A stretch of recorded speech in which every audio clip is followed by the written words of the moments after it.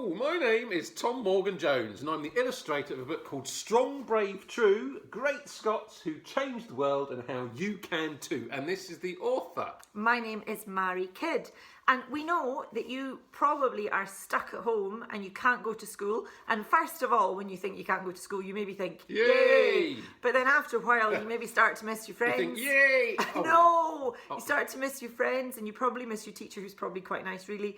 And you start to maybe get a bit bored. And we thought that you might like, while you're at home, to make your own book. So we thought we would tell you a bit about how we made Strong, Brave, True, so you know how to go about it. What do you reckon, Tom? I think that's an excellent idea. I think more people should make more books. Yes. Well, before I give you Strong, Brave, True, I should tell you, Strong, Brave, True is a picture, in a way it's a picture book, but it's a non-fiction picture book. It's a hardcover, which is very nice. It keeps it nice and safe, so it lasts for a long time.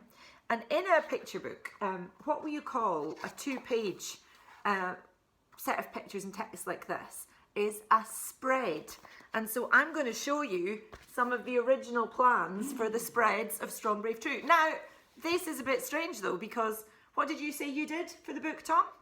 I illustrated the book. And I wrote the book, but actually when I first came up with the idea of the book, I did some little drawings too. So initially I kind of thought what would be in it, and I'm going to show you my little spread plan. So if you, I don't know if you can see here, but this is the plan of all the different people who we're going to have a double spread in the book. So for example, there's John Muir, the father of the national parks in America. There's Williamina Fleming. There's Robert Louis Stevenson and the rest of the Stevenson family. Then I've got one here that just says doctors. So that's about Elsie Ingalls, William Hunter, who discovered penicillin, Alexander Fleming. And so that was my little plan. And I've got lots of other notes here because I'm quite messy. Everything was done in one of these notebooks. And that's one of my top tips if you want to think about making a book, is get one book of paper, one notebook or sketchbook, and do everything in there. And so just throw your ideas in it. Yeah, but they all stay in one place so you can hold them all together.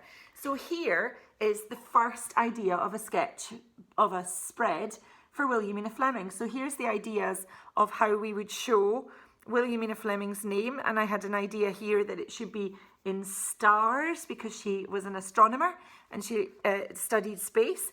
And here's a little key here where I've written text A, text B, C, and then what I've done is written all the text here. So I just thought I would let you see a few of these, and here's my little drawings of Williamina and Edward Charles Pickering. Tom, can we see Williamina and Edward Charles Pickering as they came out in the end? Oh, the final ones that I copied from you. So I didn't draw this, but I copied it. There we go. So that's the final spread, double page spread. And we'll let you see, here's the idea for the Stevenson family. So the idea was a lighthouse, and then it would say the Stevenson family in the beam, and down the way it would say they brought light to the darkness in more ways than one. Because as well as building lighthouses, Robert Louis Stevenson was a great writer, and he brought lots of light to people's lives. Do you have the final spread for that, Tom? I'm finding it. You're finding it? Very Tom's slowly. not finding it. He's just going back and forth in a big panic. There we go. Bingo. Look at that. That's the final spread with all my colouring in. Yeah, so we'll just let you see a few more. We won't show you the finals for all of them, but you can maybe get hold of a copy of the book. So here's David Hume. Don't know if you can see him there. There he is with his candle. So he was a philosopher in the Scottish Enlightenment. And so I think we said we weren't going to find him, but Tom's trying to find him. No, he can't find him. And then we've got John Muir, and we've got many, many other characters. And so, there's David Hume and his candle. Can we see that again? John Muir, okay. Can we see David Hume again? That's a really nice picture to look at if you want to think about, if you want to put light in your drawings. If you can see what Tom's done there is he's left a big bit white, and then he's drawn round it with yellow, and he's put some little dashes of orange in there. So that white looks so bright with the coloured background on the page. I'm going to show you another couple. Tom, you don't need to show everybody yours. And then because what I'll tell you about it. Nobody cares about your pictures, Tom, only my pictures. Not really. That's to let you see Charles Rennie Mackintosh and Margaret MacDonald Mackintosh. And so then we thought we'd like to tell you about how we came up with the text and the ideas. We were lucky because there was no coronavirus, so we were able to go all over Scotland. For example, we went to the house where Charles Rennie Mackintosh and Margaret MacDonald Mackintosh lived. It's not where it used to be. The house was demolished, and so it was preserved, and all the interiors and even the outside walls were taken to Glasgow University and rebuilt so that you can go into their house. It's a little bit creepy, isn't it? It is amazing as well, yeah. But you kind of think that they might walk in any minute, even though they've both been dead for a very long time. And then we did lots of research with books. So I had lots of books, for example, about Charles Rennie Mackintosh and Margaret MacDonald Mackintosh. And we also used the internet. So, for example, I found out that Margaret MacDonald Mackintosh's picture, the red rose and the white rose, the most money ever paid for a Scottish picture was paid for that picture. And I was able to find lots of those facts on the internet. So maybe if you want to create a book while you're at home and you've got lots of time to fill, you could find out about something you're really interested in, and then you could think about ways to do some pictures based on your facts that you've found. So Tom, do you want to tell us then what you did? Yeah, I copied what you did. That's what I did. That's not true. So I was doing the drawings with my dip pen. I don't know, you can draw with anything, can't you? Pens, pencils, anything. It's always fun.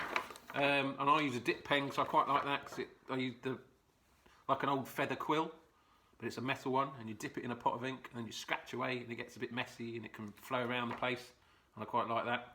So here was a picture I did. There's Julia Donaldson. She's the author of The Gruffalo and many other children's picture books. So, and then, because I often draw pictures and I get them wrong and I make mistakes, and that's all part of drawing. Right, all these, I did a bit of a wobbly line there, shouldn't be there. And if you can see that, just when I scan it into my computer, I just tidy it up and then change it for the final book.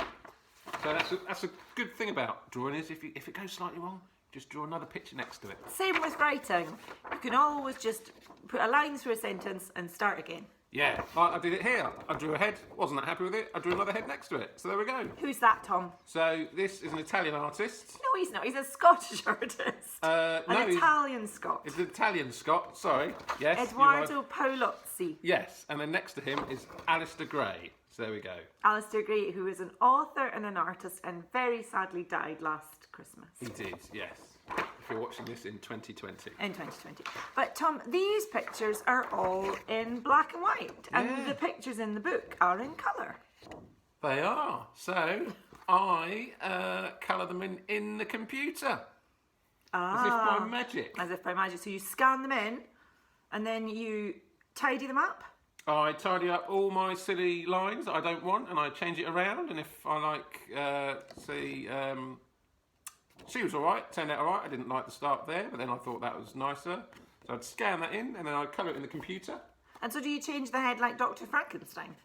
Very much like that. I do. Yeah, I feel like a doctor. Yeah, because that's the thing. You're in control. You can play God if you like when you're drawing, and you can create worlds. Exactly. You don't just have to draw what exists. It doesn't take 7 days. It can. Yeah, you can make things up. You can change things. You can do anything you want. You're in control when you draw. It's amazing, and not in control sometimes. But those mistakes, that's all the fun. So tell us, Tom, how long have you been drawing?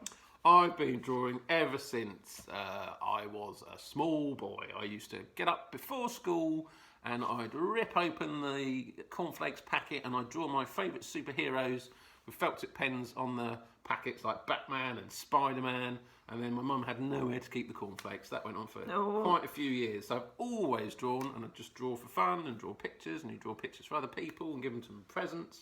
Oh, so cheap presents, Tom. That can, yes. Well, yeah. These days I use gold ink, so they're very. I see. I think if I go this way and Tom goes that way, like that, you can see behind us on the wall. Oh yeah. These beautiful pictures are by Tom's dad. So Tom grew up with an artist dad at home, didn't you? But I didn't grow up with any writers at home. But my mum and dad are both historians. My mum is a history teacher, and my dad is he doesn't work as a history teacher, but he's also a historian. And so I was lucky because all of my life I was told really fascinating facts about history and got taken to places like Skara Brae, the Neolithic village in Orkney. I more wanted to go to Disney World, but I got taken to Skara Brae, and now I'm an adult. I'm glad because I can write books like Strong, Brave, True, Great Scots Who Changed the World, and how you can too. This is time to wave the book, Tom. Ah, yeah, sorry. So we hope that it's been interesting finding out a bit about, don't do that, everybody will get seasick. Hope it's been interesting finding out about strong, brave, true, great Scots who changed the world and how you can too, and how we created the book from this to this. Oh, we should have also said that the publisher did lots of work in the middle, lots of edit work. So even looking at this text here, the text changed little bits and it got tweaked and it got made better and stronger so that it read faster and tighter. So it was a more interesting read. And then also the designer did all this beautiful layout, didn't he? Thomas. The designer is also called Thomas because not often people forget about what publishers do. And then once all the files were ready, the publisher sent it off to be printed and then it came back and it went into the shops. So you can maybe get it at a library if your library is doing online borrowing just now, or maybe from an online shop if you would like to get hold of a copy. And we hope that this has been interesting. Bye! Bye!